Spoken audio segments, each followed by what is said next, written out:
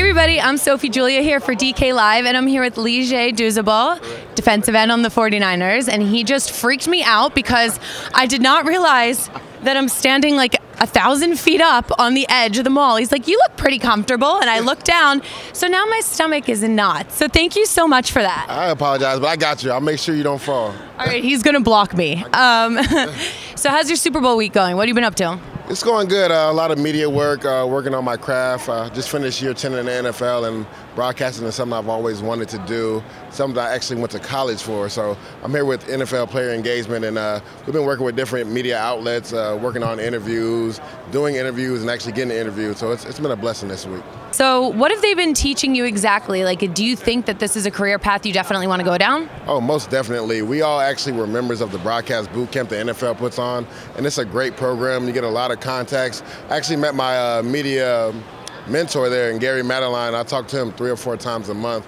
So it's a great program. If you're in the NFL, player engagement does a lot with different outlets as far as broadcast boot camp. They have a journalism school, a business and finance school, so you should definitely apply if you're in the NFL and take advantage of those opportunities.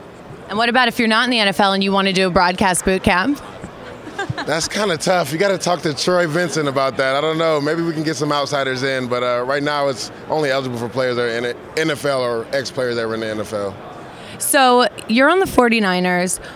What was the team's reaction to the Jimmy G trade and the locker room just getting infinitely more handsome? Yeah, that's a good one. Jimmy's really a smooth guy.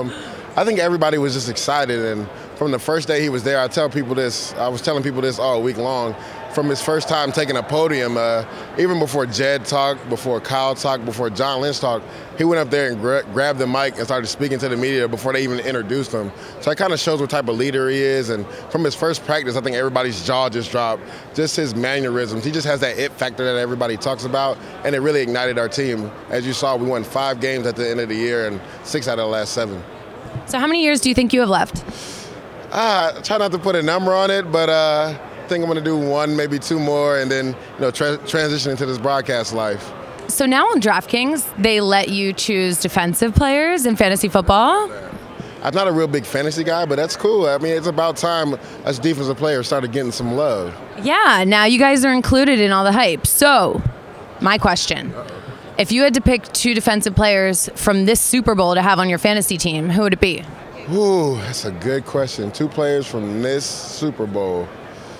I would have to go with Brandon Graham, and to tie probably between Chris Long, because he's a close friend of mine, and I would say Malcolm Jenkins. So it sounds like you're going with the Eagles this game. It does kind of sound like I'm pushing towards the Eagles winning. The more and more research I've done in film study, I think the Eagles have a really good chance. The way Nick Foles has played during this playoff run to the Super Bowl is just amazing. So in that front 4, actually front 8 from the defense, they have a 2-man rotation at defensive line. It reminds me of the Giants teams that beat the New England Patriots in the Super Bowl. Well, I'm from Philly, so go Eagles. I'm not going to say that, but just say it like really quietly, and they might be like, "Go Eagles."